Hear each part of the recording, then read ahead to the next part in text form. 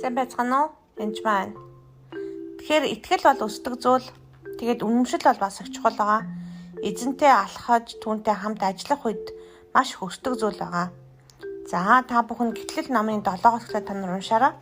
Энэ дээр Мосе гээд мундаг иш үзүүлэгч хүн байгаа бүхэнгээ түүнийг сонгосон Египтэд боолын далад байсан израилчуудыг гаргахад оролцсон хүн байж байгаа. Гаргасан хүн байгаа ер нь бол.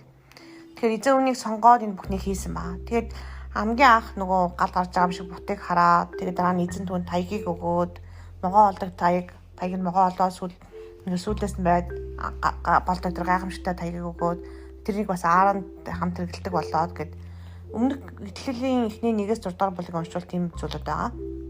Тэгээд 7 дугаар бүлэг дээр очих юм бол үнэхээр эзэнтэй хамт Мосе эзний гайхамшигуудыг харж эхэлж байгаа. Тэгээд эзэн гамшигуудыг үлдэж эхэлж байгаа. Хамгийн ихнийх бол усыг цус болгож байгаа. Тэгээд бусад Египтийнхэн бол өөр шашин шүтлэг шүтдэг болсоо тэрийг бас хийж чадчих юм л да жижиг хэмжээгээр ч гэсэн. Дараа нь мэлхийг гаргаж ирж байгаа. Тэгээд бас нөгөөх нь хийж чадж байгаа. Тэгээд 3 дахь гамшиг бол дэлгэнжийг гаргаж байгаа. Гэтэл нөгөө Египтийн тэнд ажилладаг хүмүүс маань нөгсөндөө буруу тахил шүтдэг хүмүүс маань дэлгэнжийг гаргах гэж чадахгүй байгаа. 4 дахь гамшиг нь бөө ялаа гарчиж байгаа. Тэр Мосе ингээл тухайн Израилийн хаан гэж байхгүйсэн үе. Тэг израилчуудыг гаргаж авах гэж байгаа хүн Мосе байна. Харин Египтийн хаан тэр хүмүүсийг боолжилт байгаа. Тэгээд миний ард түмнийг гаргаач гэж хэлэх тоолонд үгүй гэхээр нь гамшиг үлдээд байгаа байхгүй. Тэгээ эзэн Мосе чөглөөрт босоод харахтун фараоныг усны тэрхээс өмнө очиод түнд эзэн ийхүү альж ингээд хэлгээл. Тэгээд очиод хэлдэг. Хэлээл нөгөөдг нь явуулахгүй болохоор л гамшиг гардаг. Инх тоолондоо үнэхээр Мосегийн итгэл нь өсөж байгаа, үнэмшил нь өсөж байгаа. Тэгээд энэ гамшигууд улмал нэмэгдээд байгаа. 5 дахь гамшиг малын тахал болж байгаа. Тэгээд эндээс эхлээд эзэн малын тахлыг заримд нь хүргээ заримд нь хүрхгүй чадчих байгаа. Тэгээд нэгсэндээ мал зураг адуу илжиг тэмээ өхөр хонин зүудрэг амшиг тахал өвчнөр өвдөж байгаа. Харин эзэн Израилийн мал болон Египтийн малыг зааглаж байгаа.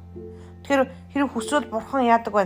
Мууд нөгөө заримд нь өхгүй байж чаддгаа гэсэн үг. Адилхан тал нутаг тал тэр тахал нь болж яхад тийм бас аюултай юм хийлж байгаа. 6 дахь гамшиг дээр буглаад хатиг үүсгэж эхэлж байгаа. Тэгээд 7 дахь дээр нь гамшиг аянга мөндрүүд орж ирж байгаа.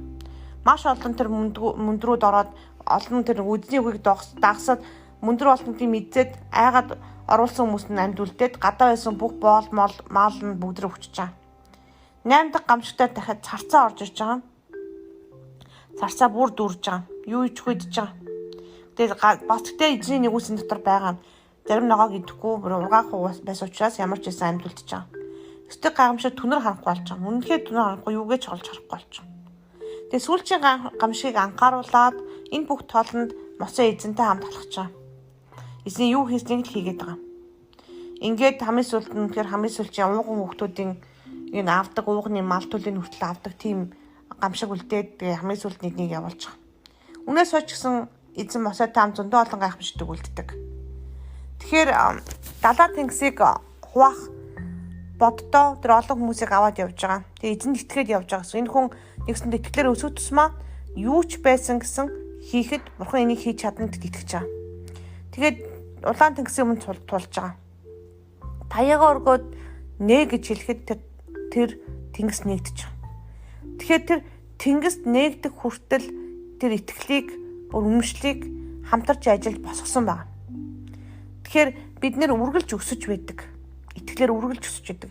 Эзэнтэй л хамт алхаад л хамт гайхамшиг үлдээд л явах юм бол эзний угаасаа мөн чанар нь гайхамшиг. Тийм болохоор эзэн өдөр болгон гайхамшиг үлддэг. Ямар нэгэн байдлаар та надад ямар ч гайхамшиг болохгүй гэж хэлж байгаа бол таны амьсгал бас гайхамшиг. Таны амьд байгаа ч өөрөө гайхамшиг. Таны оршин байгаа ч өөрөө гайхамшиг. Та гайхамшигтай анх цоошин бүтээл гэдгээ мэдэх явдал маш чухал. Зөвхөн цоошин бүтээлээс гадна маш хүч танд өгөгдсөн гэдгийг мэдэх явдал маш чухал. Тэг өөрийн итгэгчийн эрх мэдлээ мэдэхгүй бол таны итгэл өсөхгүй. Итгэл бол амьд зүйл байна. Итгэл бол зүгээр нэг одоо ширээ ч юм уу сандар шиг үсдэггүй урждаггүй тийм биш. Хувьсаж байнга хувьсаж өсөж болдог зүйл. Өдөртөө өсгөх ч бас боломжтой зүйл. Үнэхээр тэр өмнөшил яаж үсдэм бэ гэхээр эзэнтэй хамт эзний гайхамшиг харж ээж гэрчлэлийг сонсч ээж үсдэг баг. Итгэл гэдэг зүйл.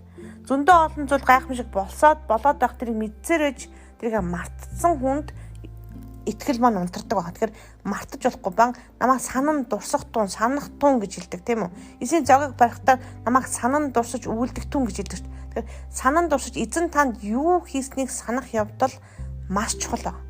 Тийм учраас тэр алгаслын баярыг одоо санан дурсаж хийлгэсэн байгаа байхгүй. Тэр зүйлийг одоо ч тэр еврейчүүд хийгдэг. Одоо ч энэ баярыг хийдэг. Манаас өмнөд ч энэ баярыг хийдэг хүмүүс байдаг. Алгаслын баярыг. Тэгэхээр их нарийн нандин учиртай хийдэг юм байлээ. Их тэгж ихтэй хийдэг хүмүүс байгаа. Тэгэхээр яагаад тэрийг санаж байгаа юм бэ гэхээр бурхан сануулж байгаа байхгүй. Баяр ёслолоо дараа энэ дэр чи яг ийм болсон шүү сануулж байгаа. Тэгэхээр юу болсыг санаж явах явдал маш чухал. Бурхан таны амьдралд юу хийсэн бэ, хизээ хийсэн бэ гэдгийг санах явдал маш чухал. Тэгэхгүй болвол тэгэж хамт ажиллаж ээж итгэл өсдөг баг. Тэгэхээр эзэнтэй өдөр болгон хамт алхаж байж гэмээр хамт гайхамшигыг үйлдэж гэмээр таны итгэл өсдөг байгаа шүү.